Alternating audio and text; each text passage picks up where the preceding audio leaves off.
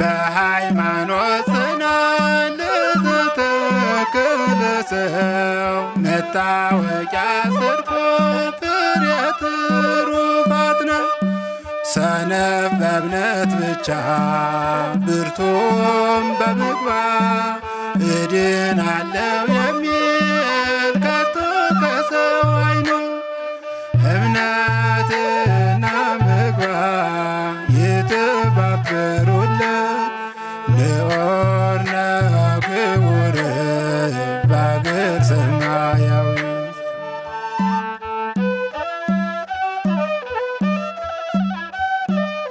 ሰላም ጤና ይስጥልን የተወደዳችሁ ተመልካቾቻችን እንደምን ሰንብታችኋል? ይህ አውደ ትሩፋት መርሃ ግብራችን ነው።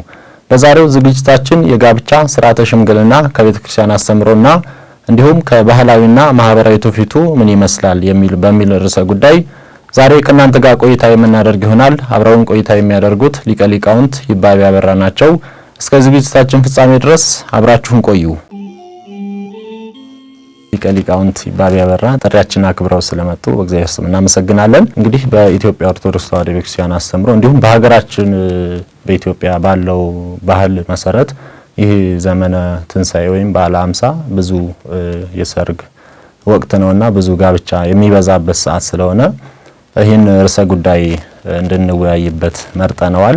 እንግዲህ እንደ ቤተክርስቲያን አስተምሮ ከመጽሐፍ ቅዱስም አስተምሮ ሊሆን ይችላል እንደው የጋብቻ ሥርዓተ ሽምግልና መንፈሳዊ ትርጉሙ ምንድነው ከሚለው ብንነሳ እንግዲህ በቤተክርስቲያናችን አስተምሮ ካሉ ጉዳዮች አንዱ የሥርዓተ ጋብቻ ወይም የትዳር ሽምግልና ሂደት ከባህላዊ ይዘት ባለፈ መንፈሳዊ ትርጉም መንፈሳዊ ጽንሰ ሐሳብ እንዳለው ቤተክርስቲያናችን ታስተምራለች። ይሄንም በፍትሕ መንፈሳዊ አንቀጽ 24 ላይ ተጽፎ እንደምናገኘው ፍሬሰ ኪዳኑ ውእቱ ወተስፋ ዘይቀውም ማውሰቦ ይላል። ምንድነው ማጨትስ ተስፋ ነው ወይም ኪዳን ነው፣ ተስፋ ነው። ይሄ ማለት ምንድነው? ከማጋባት ወይም ከጋብቻ አስቀድሞ ያለ የሚገኝ ነው ማለት ነው። እና ይሄ ተስፋ የሆነን ወይም ኪዳን ተብሎ የተነገረለት መተጫጨት ማጨት ኪዳን ነው፣ ተስፋ ነው። ተስፋነቱ ደግሞ ወደ ትዳር ሕይወት ወደ ቅድስና ሕይወት የሚያሳድግ ነውና ለዚህ ለእያንዳንዱ የራሱ የሆነ ስርዓት አለው፣ ምሳሌም አለው። ቤተክርስቲያናችን አስተምሮ ምንድነው? ጋብቻ እንግዲህ ሽማግሌዎች የመጀመሪያው ለጋብቻ ከመሄዳቸው በፊት ወይም ለጋብቻ ለሽምግልና ከመሄዳቸው በፊት የሚያሟሉት ወይም የሚያውቁት ዕውቀት የሚያሟሉት መስፈርት ሊኖር ይገባዋል። ይህ እንግዳ ሳይሆን መጽሐፍ ቅዱሳዊ ይዘትም ስላለው ነው። እንግዲህ አባታችን አብርሃም ለልጁ ለይስሐቅ ሚስትን እንዲያጭ ከአገልጋዩ አንዱ ለሆነው ለኤልኤዘር የአገልጋዮቹ አለቃ ለሆነው በኦሪት ዘፍጥረት ምዕራፍ 24 ላይ ተጽፎ እንደምናገኘው ምንድነው ከወገኖች ዘር እንድታጋባው ብሎ ወደ ወገኖቹ ዘንድ ሄዶ ሚስት እንዲፈልግለት አምሎ ቃል ሰጥቶት ነው የነበረው ለዛና ይሄን ባደረገ ሰዓት በንግግራቸው ያ አገልጋይም አብርሃምን ከወገኖች ዘንድ ባላገኝስ ወደዛ ይመለሱ ሲል እግዚአብሔር አምላክ ቃል ገብቶልኛልና ቃል ኪዳን እስካለኝ ድረስ እግዚአብሔር መልአኩን አስከትሎ ይልክልሃልና በዛ ሐሳብህን እምነትህን ለእግዚአብሔር ሰጥተህ ሂድ ብሎ መክሮ እንደላከው እናያለን። ከዚህ ላይ ስናይ አነጻጽረን ከዘመናችን ከኛ ጋር ካለው ከሽምግልና ስናይ ምንድነው መጀመሪያ አንድ ሽማግሌ ሲሄድ የመጀመሪያ ከአባት ከሚልካቸው አባት ወይም ከሚላከው ካጭታው ልጅ በቂ መረጃ በቂ ዕውቀት ወይም ስለሱ ስነ ምግባር ስለሱ መንፈሳዊ ብስለት እንደገና ደግሞ ስለሚሄዱበት ሄደው የሚያጫዋት ልጅ ማነች መንፈሳዊ ብስለቷ መንፈሳዊ ዕውቀቷ በሁለታቸው መካከል ደግሞ ያለው የዘር ንጽህና ወይም የዘር ጥራት ማለት ምንድነው? ስጋዊ ተዘምዶ ካለ መንፈሳዊ ተዘምዶ ካለ ይሄን ለይቶ አውቆ ወይም በውስጥ ደግሞ መቃረን መከፋፋት በሁለቱ ቤተሰብ ወገን መካከል ካለ ያን ለይቶ ለማወቅ መጀመሪያ ሄዶ በሽምግልና መስፈር ሲቀመጥ እነዚህን ጉዳዮች ይዞ መሄድ ይጠበቅበታል አንድ ሽማግሌ እንደ ሽምግልና ሲሄድ ማለት ነው። ነገር ግን ይሄ ምንድነው ይሄ ሁሉ ፕሮሰስ ወይም ቅደም ተከተል ያስፈለገው ለምንድነው ካል መዳረሻው ትዳር ስለሆነ ትዳር ደግሞ ይሄ ዓለም ጉዞ ነው። መዳረሻው መንግስተ ሰማያት ከእግዚአብሔር ጋራ መኖሪያ መጽደቂያ ስለሆነ ማለት ነው። ትዳር ከእግዚአብሔር ጋራ ካላኖረ መጽደቂያ ካልሆነ ካልጸደቅንበት ትርጉም ስለማይኖረው ማለት ነው እና ያ ደግሞ ከእግዚአብሔር ጋራ አንድ ለማድረግ ይሄ እንደሚታወቀው አምላካችን መድኃኒታችን ኢየሱስ ክርስቶስ ወደዚህ ዓለም መጥቶ ከሰው ጋራ ፍጹም አምላክ ሳለ ፍጹም ሰው ሆኖ ፍጹም አምላክ ፍጹም ሰው ተብሎ ተጠርቶ ነገረ ስጋው ሆኖ ነገረ ስጋውን የተረዳንበት የገለጽንበት ምስጢር ምሳሌ አድርጎ የሚያብራራ ነው የጋብቻ ትርጉም ማለት ነውና ይሄን ስናደርግ ምንድነው በጋብቻ እንግዲህ አምላካችን መድኃኒታችን ኢየሱስ ክርስቶስ ወደዚህ ዓለም መጥቶ በአል መለኮት ነዳይ ስጋን ኃያል መለኮት እንግዲህ ድኩም ስጋን ሲዋሃድ ከስጋ ጋራ አንድ ሲሆን እኛ ደግሞ ሰው ደግሞ ደካማው ስጋ ከኃያሉ መለኮት ድሃው ስጋ ደግሞ ነዳይ ስጋ ደግሞ ከበዓል መለኮት ጋራ አንድ የሆነበት ነው አንድ የተዋደበት ነው እና በዛ በተዋህዶ ደግሞ ብዙ ምስጢራት የተከናወኑልን የድህነታችን ጉዳይ የተፈጸመበት አምላካችን መድኃኒታችን ኢየሱስ ክርስቶስ በተዋህዶ ሰው በመሆኑ ነውና የተዋህዶ ምስጢር የሚረዳበት ነው እና ይሄንም ለምስጢራት ወይም ለተዋህዶ ምሳሌ አድርገው ጋብቻን አባቶቻችን መስለው ተርጉመው ሲያስቀምጡልን በትዳር ውስጥ እንግዲህ አምላካችን ሰው በመሆኑ እንግዲህ ሰባቱ መስተጻራን የሚባሉ ሰውና መላእክት ሰውና እግዚአብሔር ሰውና ነፍስ ሕዝብና አሕዛብ እነዚህ ሁሉ ተለያይተው ይኖሩ ነበረ። ተለያይተው የሚኖሩ አምላካችን ሰው ከሆነ በኋላ ግን በክርስቶስ አስታራቂነት በእርሱ አዳኝነት አንድ ሆነናል።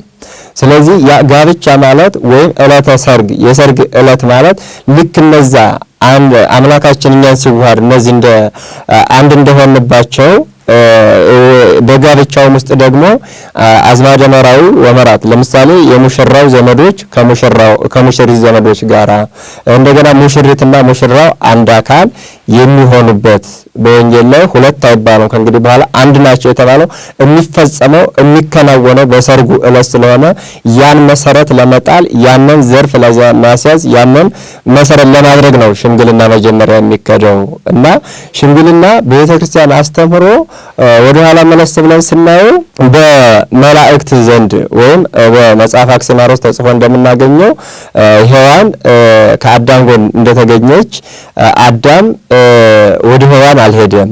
ወደ ሔዋን ሲሄድ ሥላሴ ተዋሉት። ከዛ በኋላ ማጫችን አምጣ ብለው ከዛ መላእክት ከምን አመጣለው ብለው ሥላሴ ለራሱ ለአዳም የሚሰጡት መላእክትን አዞ ወርቅ ዕጣን ከርቤ አምጥተው ለአዳም ሰጡት። አዳም ነሲ ሕፄኪ ማጫሽን እንቺ ብሎ ለሔዋን ሰጠ።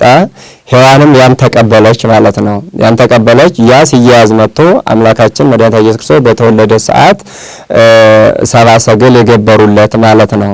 ከዛ ተያይዞ በብሉይ ኪዳኑም ዘመን ብዙ የተነገረና ብዙ ያደረጉ እነ የአብርሃም አገልጋይ እንደዚሁም አዛርያና ጦቢያ በሄዱ ሰዓት ሽምግልና ለማጨት ይሄን ትእዛዝ ወይም አምላካዊ መሰረት አድርገው ከሁሉ አስቀድመው ጸሎትን እና መረጃን መሰረት አድርገው ነው የሄዱት ማለት ነው። ከዚህ ጋር ስናያይዘው የሽማግሌዎች ምሳሌነት ራሱ አላቸው። ምሳሌነታቸው ምንድነው? የመላእክት ምሳሌ ተደርገው ይወሰዳሉ። የነቢያት ምሳሌ ተደርገው ይወሰዳሉ። ምንድነው? ሽማግሌ ማለት አስታራቂ፣ በሁለቱ መካከል ልዩነት እንዳይኖር አንድ የሚያደርግ ልዩነት ካለ ያን ልዩነት የሚያጠፋ የተራራቀውን የሚያቀርብ የቀረቡትን ደግሞ በአንድነት ከመጨረሻው እንዲዘልቁ ምክረ ሐሳብ የሚለግስ መንፈሳዊ ትምህርት የሚያስተምር ስለሆነ እኛ መጀመሪያ ከእግዚአብሔር ጋር የሰው ልጅ ተፈርዶበት ከእግዚአብሔር ተለይቶ በዲያብሎስ እጅ በነበረበት 5500 ዘመን በነበርንበት ዘመን ለመጀመሪያ ከክርስቶስ ጋር ለመዋሃድ መልአኩ ቅዱስ ገብርኤልን እግዚአብሔር ወደ እመቤታችን ወደ ቅድስት ድንግል ማርያም እንዲያበስር ተልኳል። ያ ብስራት ነው፣ ሰላም ነው። ምንድነው? ተጸንሻለሽ፣ ወንድ ልጅም ትወልጃለሽ፣ ስሙንም ኢየሱስ ትይዋለሽ፣ እርሱም የዓለም መድኃኒት ነው ተብሎ ዓለም የተባለ እኛ የሰው ልጅን እንደሚያድን የተነገረ እና የተላከ መልአክ ነው። ስለዚህ የዛ ምሳሌ ተደርጎ ይወሰዳል ሽማግሌዎች። እነዚህም ሲሄዱ ከዚህ በኋላ ልጃችሁ ለልጃችን የኛ ልጅ ለእናንተ ልጅ አንድ ይሆናሉ፣ ይዋሃዳሉ፣ በሥርዓተ ጋብቻ አንድ ሆነው ዘላለማዊ የሆነው ክርስቶስን ለመውረስ በአንዲት በተቀደሰች ትዳር ሕይወት ይኖሩ ዘንድ እናንተን መርጠን መጥተናል፣ ለልጃችን ልናጋባ ልጃችሁን ልሰጡን ብለው እነዛ ሽማግሌ ማለት ልክ ቅዱስ ገብርኤል ለእመቤታችን ብስራት እንደተናገረ እነዚህ ደግሞ የጋብቻውን አንድነት መናገር ነው። ቅዱስ ገብርኤል ሲናገር የተዋህዶ ነው። ከዛ በኋላ ይኩነኒ ባለች ጊዜ እመቤታችን እንደ ቃል ይደረግልኝ ይሁንልኝ ስትል አካላዊ ቃል በአጽዋተ መንፈስ በግብረ መንፈስ ቅዱስ ወዲያውኑ በማኅፀኗ ሰው ሆኗል ማለት ነው። ሰው ሆኗል። ልክ እንደዚህ ሁሉ እነዚህ ሽማግሌዎችም ሲሄዱ እሽታን ሲያገኙ የጋብቻው ወይም የትዳሩ የጮኝነት ዘመኑ ተጀመረ ተብሎ ይቆጠራል። በዛ ሰዓት ሰው ሲሆን ከዛ በኋላ እኛ ተዋህዷችን ወይ ሰው አምላክ ሰው ሆነ የሚለው የተፈጸመ በዛ ሰዓት ነው። በዛ ሰዓት ነው የሥጋ እርገት በማኅፀን ነው፣ የቃል መውረድ የሥጋ እርገት በማኅፀን ነው ብላ ቅድስት ኦርቶዶክስ ተዋሕዶ ቤተክርስቲያን የምታስተምረው ለዛ ነው። ሊቁ ቅዱስ ባስልዮስም በሃይማኖተ አበው ምንድን ይላል? ተዋህዶ አይተታ ለምንታዌ ሁለትነትን ተዋህዶ አጥፍቷን። ከዚህ በኋላ መለኮት ይሄ ነው ሥጋ ይሄ ነው ተብሎ አይነገርም። ይሄ ለምንድን ነው? ሥጋ ከመለኮት መለኮት ከሥጋ ጋር አንድ ሆኗል፣ በተዋህዶ አንድ ሆኗል ተብሏል። ከዛ በኋላ ተፈጽሟል ማለት ነው። ውህደታችን ተዋህዷችን አንድ ሆኗል።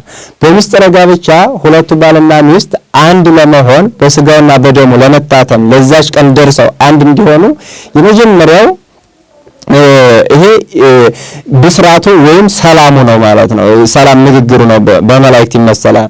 ሁለተኛው በነቢያት ነው። እንግዲህ ነቢያት ክርስቶስ ይመጣል፣ ይወርዳል፣ ይወለዳል፣ ይሞታል፣ ይነሳል፣ ከዛ ዓለምን ሁሉ ከሞት ያድናል፣ በትንሣኤው ትንሣኤያችን ይሰብካል ብለው ቀድሞ ትንቢት የተናገሩት ብስራት ነው። ገና ከ5500 ዘመን መካከል እያሉ ታላላቅ አበይት ነቢያት ደቂቅ ነቢያት ሁሉም በዚህ ያልተባበረ የለም። የነገርነትን ጉዳይ የኢየሱስ ክርስቶስ ሰው መሆን ተናግሯል። ልክ እንደዚህ እነዚህ ሽማግሌዎችም እነዚህ ይጋባሉ፣ በጮኝነት ይዘልቃሉ፣ በመንፈሳዊ ጸሎት እንረዳቸዋለን፣ በቤተ ክርስቲያን ጸሎት ይታሰባሉ።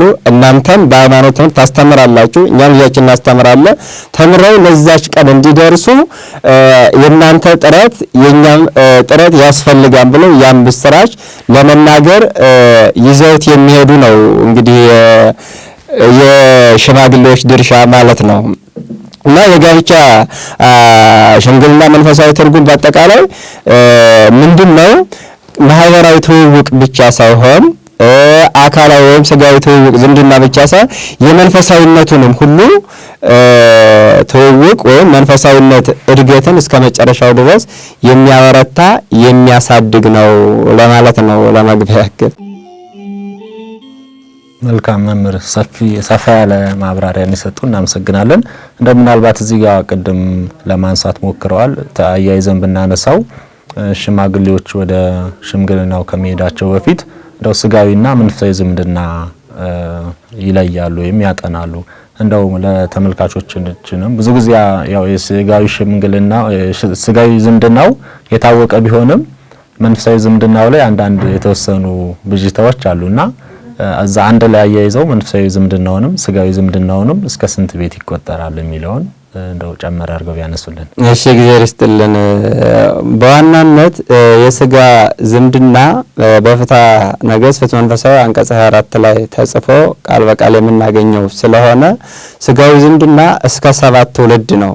እስከ 7 ትውልድ። ነገር ግን በዚህ ፍትሐ ነገሥት አንቀጽ 24 ላይ ተጽፎ እንደምናገኘው አራተኛው ተከልክሎ በአምስተኛው መጋባት የሚል አንቀጽ ተጽፎ ይገኛል። ይህን ይዘው አንዳንድ ሰዎች በዚህ ይፈቀዳል የሚሉ ይኖራል። ነገር ግን ምንድነው ሐሳቡን ጨርሶ ካለማንበብ ነው። ሐሳቡ በአራተኛው ተከልክሎ በአምስተኛው መጋባት ካለ በኋላ ይህ ግን ንስጥሮሳውያን ሐሳብ ነው። እኛ እንደ ቅዱስ ኦርቶዶክስ ተዋሕዶ ቤተክርስቲያን ደግሞ በንስጥሮስ ሐሳብ በንስጥሮሳውያን ሃይማኖት የማናምን ስለሆነ አባቶቻችን ሰለስቱ ምዕት ባረቀቁልን እነሱ በሰሩልን ሥርዓት ሕግ ስለምንሄድ እነርሱ ውሳኔ የመጨረሻው ማደማደሚያው ምንድነው? እስከ 7 ትውልድ ብሎ ነው።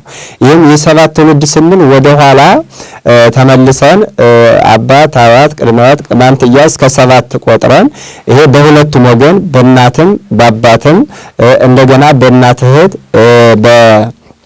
በአባት እህት ባልና ሚስትም እነዛን አካቶ 7 ትውልድ ተቆጥሮ ከ7ኛው በኋላ በ8ኛው መጋባት ነው።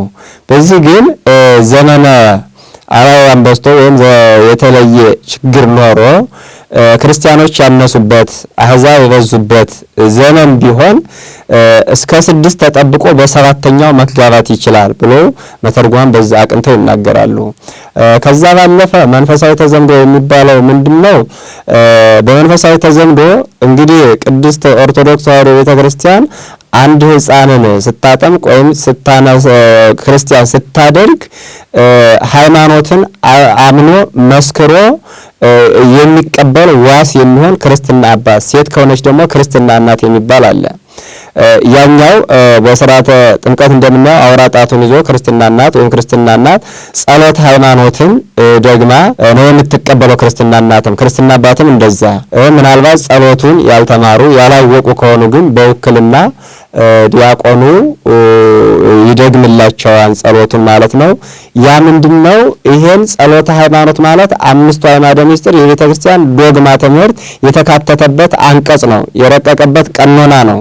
12 አንቀጽ ተጻፈበት ትልቅ ይዘት ያለው ጉዳይ ነው እና ምንድነው? ሃይማኖቱን አስተምሬ በሃይማኖቱ እንዲጸና በመናፍቃን ተታሎ ሃይማኖቱን ክዶ ከቤተ ክርስቲያን ከሕገ እግዚአብሔር እንዳይወጣ ጠብቄ የእግዚአብሔር ልጅ አድርጌ ወደ እግዚአብሔር መንግስት አደርሳለሁ ስትል ወይም ሲል ክርስትና አባትና ክርስትና እናት ባዶራነት ይቀበላል። ከዛ በኋላ ያ ለዛ ልጅ ለክርስትና አባቱ መንፈሳዊ ልጁ ነው፣ በሃይማኖቱ ተጠያቂ ነው። ሃይማኖቱን ቢክድ ሃይማኖቱን ሳያውቅ በሃይማኖት ሳይማር በመንፈሳዊ ሕይወቱ ሳይበስል በር ያነሳው ክርስትና አባት ተጠያቂ ነው፣ ያነሳቸው ክርስትና እናት ተጠያቂ ናት፣ ኃላፊነት ወስደዋል። ስለዚህ ያ እንደ ስጋዊ እንደወለዱት ልጅ ነው። ምናልባትም ከዛ አልፎ ይህ መንፈሳዊ ልጅነት ስለሆነ ከስጋ ልጅነትን በላይ ትኩረት ሊሰጠውና ኃላፊነት ሊወሰድበት የሚገባ ነው ማለት ነው እና ይሄ ተያይዞ ክርስትና አባት ወይም ክርስትና ልጅ እነዚህ በመንፈሳዊ ተዘምዶ ያሉት በክርስትና ያነሳው ልጁን ለልጁ ማጋባት አይችልም። ክርስትና ያነሳቻትን ልጇን ለልጇ ማጋባት አይችልም እና ይሄኛውን በተመሳሳይ በስጋዊ ዝምድና በአንጻራዊነት በትይዩ የሚሄድ ነው አቆጣጠሩ ማለት ነው። መንፈሳዊ ዘምዶ የሚባለው ይሄ ነው በዋናነት። ሌሎች መንፈሳዊ ተዘምዶ የሚባሉ በተለያየ መንገድ እንደዚህ በመንፈሳዊ ሕይወት አሳዳጊ ወይም ህፃናትን እንደ ልጅ ተቀብሎ አሳድጎ ከዛ በኋላ የመንፈሳዊ ልጅ ነው ብሎ የተቀበለው ሰው በስጋ ለወለደው ልጅ ማጋባት እንደማይቻል ፍትሐ መንፈሳዊ በአንቀጽ 4 ላይ ተደምድሞ ተወስኖ ተደንጎ እናገኘዋለን ማለት ነው። መልካም። የመንፈሳዊ ዝምድናውም እስከ እንደ ስጋ ዝምድና እስከ 7 ትውልድ ይሄዳል ማለት ነው። አዎ ልክ በዛ ልክ ይቆጠራል። እንደው አሁን ላይ የሽምግልና ያው በነበርነው በባህላችንም ብዙ ሽማግሌዎች ይላካሉና እንደው ምናልባት ሽምግልና ሲላክ ሽማግሌዎች ሊኖራቸው የሚገባ መስፈርት አለ ወይ? እንደው እነማን ነው እንደ ባህሉም እንደ ሃይማኖት ያስተምረውም ሽምግልና የሚሄዱት እነማን ናቸው? ሲቀጥል ደግሞ አሁን ላይ በጣም ብዙ ሰዎችን አንዳንድ ጊዜ ጥቂት ሰዎችን እስከ 3 የሚልኩ አሉ። እንደው ሲበዛ ደግሞ የሆነ ሰዓት ላይ እስከ 80 የተላከበት ሽምግልና አለ በዚህ በማህበራዊ ሚዲያ ሲዛወር የታየና እንደው የቁጥሩ ነገርስ የተወሰነ ነው ወይስ እስከምን ድረስ ይቻላል የሚለውን ብናነሳ። እግዚአብሔር ይስጥልን። የቁጥሩ ነገር ምንድነው? ከሶስት ያላነሱ ከአምስት ያልበለጡ ይላል የሥርዓተ መጻሕፍታችን ላይ ሲናገርና ሽምግልና ከዚህ ያለፈ ሊሆን አይችልም። የቁጥር ብዛት ማለት ነው።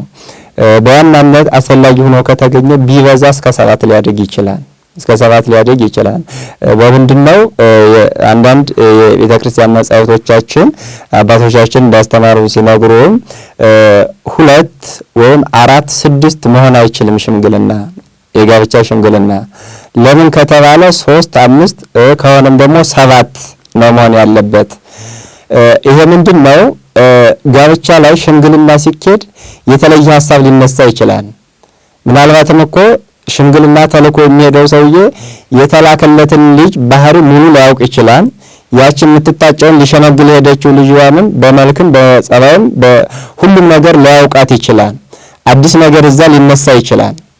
ስለዚህ አዲስ ነገር ቢነሳ በዛ ምክንያት የሚያውቅ ሆኖ አብራርቶ ዘሩ ምንድነው፣ መንፈሳዊ ተዘምዷችን ምንድነው፣ ከኛ ጋር ያለው ቀረቤታ ምንድነው ቢባል ያን ለመጠየቅ ሲጠየቅ መልስ መስጠት የሚችል መሆን አለ። እንደነዚህ አይነት ጉዳዮች ደግሞ ዕውቀትን ይፈልጋሉ፣ ትዕግስትን ይፈልጋሉ፣ ትህትናን ይፈልጋሉ። እንደነዚህ አይነት ሐሳቦች ከዛኛው ቤተሰብ የተለየ ሲመጣ እነዛን አቻችሎ አዋህዶ ይሄኛው በዚህ ይሁን ይሄኛው እንደዚህ ይደረግ ብሎ ውሳኔ ለመስጠት 4 ከሆኑ ለምሳሌ ሁለቱ ተመሳሳይ ሐሳብ ቢሆኑ ሐሳቡን ለመቋጨት አይቻልም። ወደዚህ ወደ ዓለማዊነት ሂሳብ ስናመጣ እኩል ድምጽ ይሆናል ማለት ነው።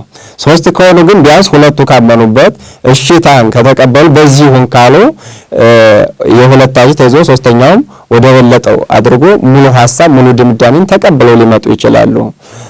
5ም ከሆኑ ልክ እንደዛው፣ 7ም ከሆኑ ልክ እንደዛው። ያ ከሆነ መተውም ይሄን ተብለላን ይሄን ደግሞ ተደርጓን ይሄ ይስተካከላል በዚህ ልክ መሆን አለበት ብለው ለተላኩበት ቤተሰብ ማስረዳት የሚችሉት በዛ ልክ ነው።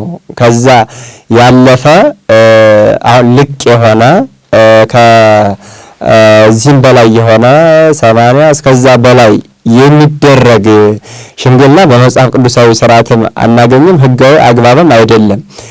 ይሄ ደግሞ ከፍተኛ በደልን ከፍተኛ የትዳር መዳከምን የትዳር ጉስቁልናን ነው የሚያመጣው ማለት ነው። እንደዚህ አይነት ሽምግልናዎች ይሄን አሁን በመጽሐፍ ቅዱስ በምሳሌነት ብናየው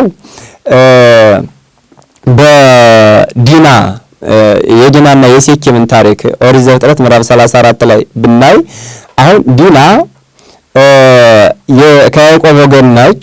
ነገር ግን እርሱ የእስራኤላውያን ሴቶች ለማየት እንደወጣች ከእርሷ ወገን ያልሆነ በሃይማኖት የማይመስላት በዘር በነገድ የማይገናኛት ሴኬም በዛው አገኛት፣ ያዛት፣ አስነወራት። ስለዚህ ልጃችን ለኢጥሙቃን እንዴት ልንሰጥ እንችላለን?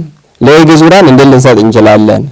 በዛ ላይ ይሄኛውን ልጃችን አስነውራታል፣ ደፍረህናል ተብሎ ታላቅ ተቃውሞ ወይም ታላቅ ቅሬታ በሴኬም ላይ ቀረበ እና በገንዘብ ለማሸነፍ ወይም ገንዘብን ይዞ ብዙ ገንዘብን ይዞ የሄደው ሴኬም ነው። የመጀመሪያው መጽሐፍ ቅዱሳዊ ስናየው የዛሬ ሽምግልና እንትኖች አካሄዶችንም ስናይ ልክ እንደ ሴኬም አካሄድ የተሄደ ነው።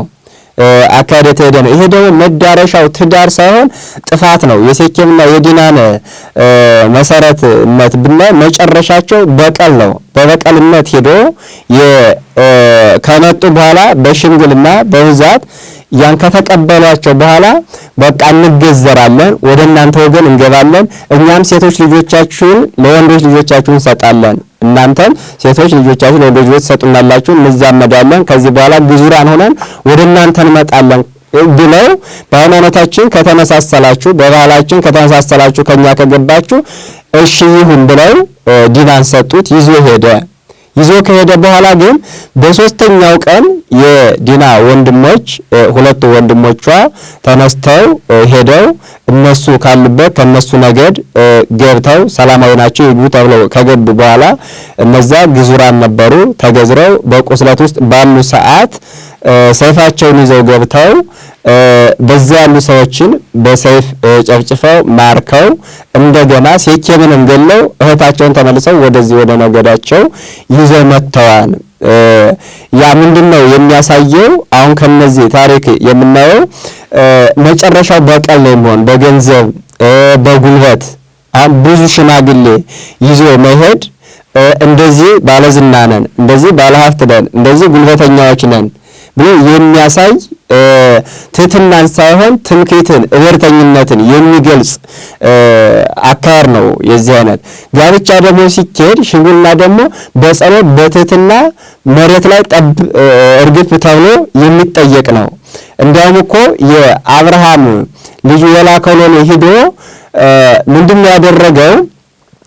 መስፈርት ነው ያወጣው። መጀመሪያ መስፈርት ያወጣው እኔ ለግመሎቼ ውሃ የምታጠጣልኝ ለኔም ከንስራ ውሃ አመጣ የምትሰጠኝ ደግ ሴትን ካገኘው ይህች ምልክቷ ለይስሐቅ ለጌታዬ ልጅ ሚስት የምትሆን ይችና ብሎ ወንዝ ዳር ነው ሴቶችን ሲያይ ሲወጣ ሲወርዱ ሲያይ ከዛ በመጣው ሰዓት እርሷን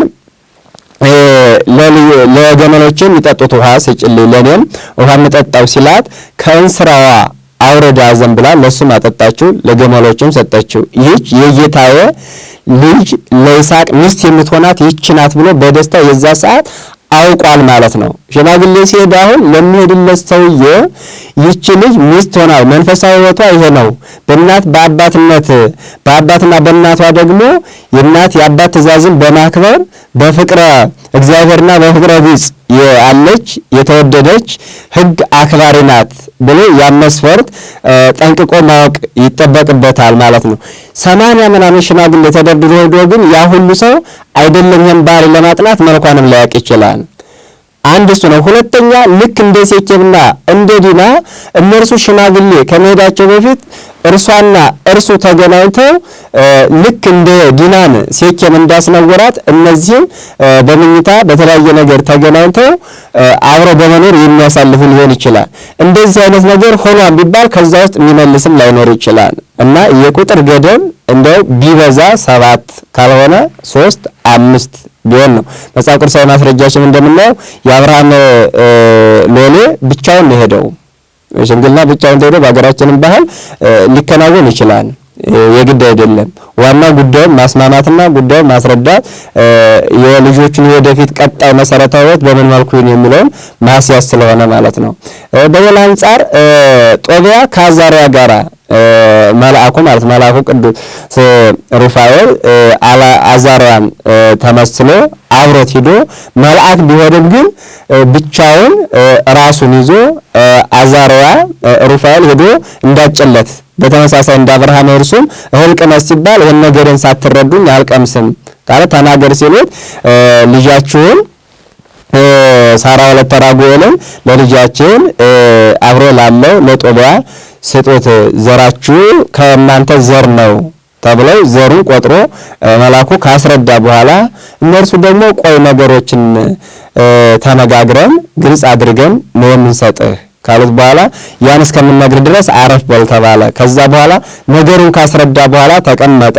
እነርሱም ተመካክረው ይህች ልጃችን ባልስታገባ ይሞትባታል፣ ባልስታገባ የሚገል ጋን አለባት፣ ስለዚህ ይሄ ችግር እያለባት ላንተ ልንሰጥ አንችልም እና ሳራ ወለተ ራጉኤልን በዛ ምክንያት አባቷ ካስረዳ በኋላ ያንን ደግሞ በእግዚአብሔር አጋዥነት በእግዚአብሔር ረዳትነት ይሄ እርኩስ መንፈስ ከእርሷ ይርቃልና ስጡን ካለ በኋላ ያን አምነው ችግሩን ያለባትን ጉዳይ ካስረዱ በኋላ የእሱን ፈቃደኝነት ተጠይቆ እንዲቀበል ተደርጓል ማለት ነው እና ሽምግልና በመጽሐፍ ቅዱሳዊ አንድ ተሆኖም የተሄደበት ይሄን እንደ ማሳያ እንደ ማየትም እንችላለን።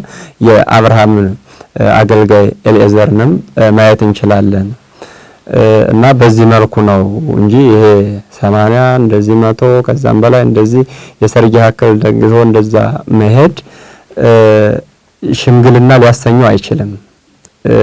አንደኛ ሃይማኖታዊ ይዘቱንም የጣሰ ነው፣ ባህላዊ ይዘቱንም የጣሰ ነው። ባህል እንግዲህ ትውልድ ወደ ትውልድ የምንሸጋገርበት የህይወት መስመራችን አንዱ መንገድ ነው እና ያ የህይወት መስመራችን ሀዲዳችን እስከሆነ ድረስ ባህል እንደ ባህልነቱ ተጠብቆ ሊኖር ይገባል እንጂ ለይስሙላ ዝም ብሎ ወይም ለስሙ ሊደረግ አይገባም ማለት ነው። እንደዚህ አይነት ሽምግልናዎች አሁን የይስሙላ እንጂ የሽምግልና መሰረቱን የያዘ ባህሉን ወይም የጠበቀ ሃይማኖታዊ ይዘቱን የጠበቀ አይደለም። መልካም። እንደው በአሁን ጊዜ ደግሞ እንዳሉት ቅድም ለማንሳት ሞክረዋል። የተለያዩ የተጋነኑ በሽምግልና ወቅት የተጋነኑ ሰዎች የተጋነኑ ስጦታዎች ይዞ የሚሄድ እንደው ከፍ ያለ አሁን ለምሳሌ በጣም ግዙፍ የሆነ በመቶ ሺዎች የሚቆጠር ብር የሚያወጣ አበባ ይዞ የሚሄድ እንደዚህ አይነት ነገሮች ይኖራሉና እነኛ ነገሮች ለሌላው ላይ እኔም ነገ ያን ያህል ሰው ካላክ ወይም ደግሞ ያን ያህል ስጦታ ካልሰጠው የሚል እንደው የስነ ልቦናዊ ጫና ያመጣልና ምናልባት እንደው መፍትሄዎቹ ምንድነው ብለው ያስባሉ?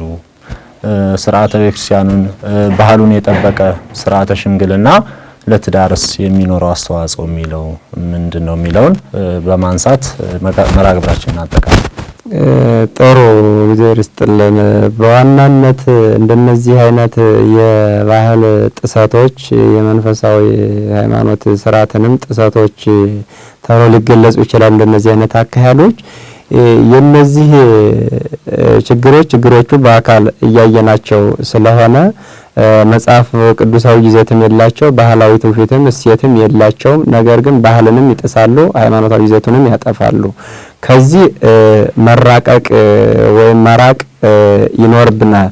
እዚህ ላይ እንደማጠቃለያ ያክል ለማንሳት ምንድነው ማን ምን ድርሻ መውሰድ አለበት የሚለውን መለየትና በዛ ላይ ሁሉም የድርሻውን እንዲወስድ የሚሆን ሐሳብ ማቅረብ አስፈላጊ ነው። ሌላ የእናትና የአባት ድርሻን ያስፈልጋል። እናትና አባት ድርሻን ልጅን በገንዘብ መሸጥ፣ በሀብት መሸጥ፣ በዝና መሸጥ ሳይሆን በትህትና ትዳር የእግዚአብሔር ነው የሚለውን አምኖ በጸሎት ምናልባትም እኮ ሽማግሌዎች መጀመሪያ ልጅን ለልጅ ተብሎ ሲመጣ ያን ካመጣ በኋላ እስኪናስብበት ተብሎ ጸሎት ተገብቶበት ሱባኤ ተይዞበት ለአባቶች አማክሮ ለንስሐ አባት አማክሮ በጸሎት በሰላም ላይ አስደግሞ ከዛ በኋላ ያለውን ሃይማኖታዊ ጉዳዩ ሃይማኖታዊ ብስለቱ ታይቶ መንፈሳዊነቱ በዛ ልክ ተዘርዝሮ የሚሆነው ይሆናል የማይሆነውም አይሆንም ብለው በልጃቸው ማዘዝ በልጃቸውን ሐሳብ ፈቃድ ተረድተው በሃይማኖታዊ መንገድም ባለው ነገር መዝነው ይሆናል አይሆንም የሚለው ድርሻ ሊኖራቸው ያስፈልጋል።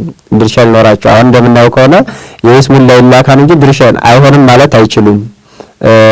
ነገሮች ቀድመው የሚያልቁ ስለሆነ እና ያ ጋብቻ ወይም የሰርግ ዕለት ለመድረስ በዛ ዕለት እንግዲህ ሙሽራው ከሙሽሪው የሙሽራው ዘመን ከሙሽራው ዘመን አንድ የሚሆኑበት በተለይ ምስጢረ እግዚአብሔርን ምስጢረ ተዋህዶን በደንብ የሚያስረዳ መላእክት፣ ሰው፣ እግዚአብሔር፣ ነፍስ፣ ስጋ፣ አህዛብ እነዚህ ክርስቶስ ሰው በመሆኑ እንደተዋህዱ እነዛ ደግሞ እነሱ ሁለታቸው በተጋቡ ደግሞ ምስጢራት ጋብቻ ምስጢር ላይ ደግሞ በሰርጉ ዕለት የሙሽራው ዘመዶች ከሙሽሪት ዘመድ ሙሽራው ከሙሽራው የሚሽራው ሚዜ ከሙሽሪት ሚዜዎች አንድ የሚሆኑበት የሚዋሃዱበት ዕለት ስለሆነ ጋብቻ የሁለት ተዋህዶ ብቻ ሳይሆን የብዙ ሰዎችን ተዋህዶ ነው የሚፈጥረው። ለምሳሌ ያ ማለት ምንድነው?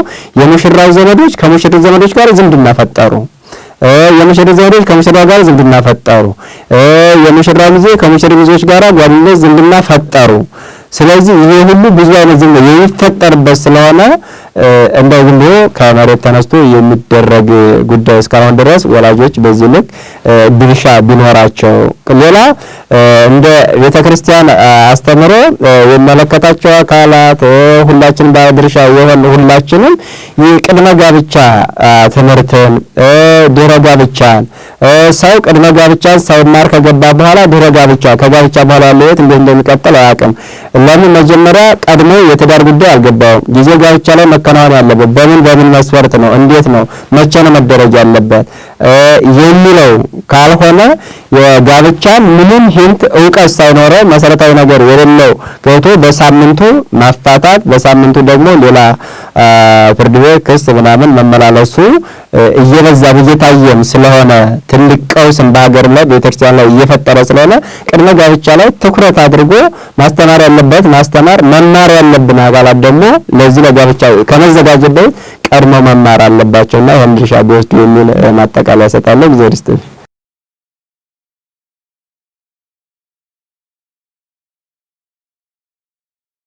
እሺ የኔታ ሊቀ ሊቃውንት ይባቤ አበራ እስቲ ስቱዲዮ ተገኝተው ለሰጡት ሰፊ ማብራሪያ እግዚአብሔር ያክብርልን፣ ቃለ ሕይወትን ያሰማልን። አሜን። እግዚአብሔር ያክብርልን። እናንተ የተወደዳችሁ ተመልካቾቻችን ዝግጅታችን እንደተመለከታችሁት ነው።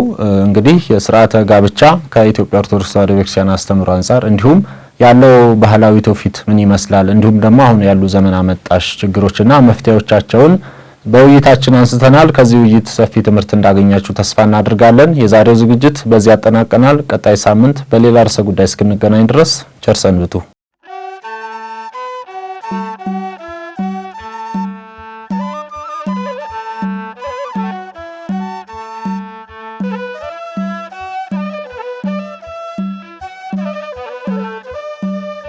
በሃይማኖት ጽናት ለተተከለ ሰው መታወቂያ ጽድቁ ፍሬ ትሩፋት ነው።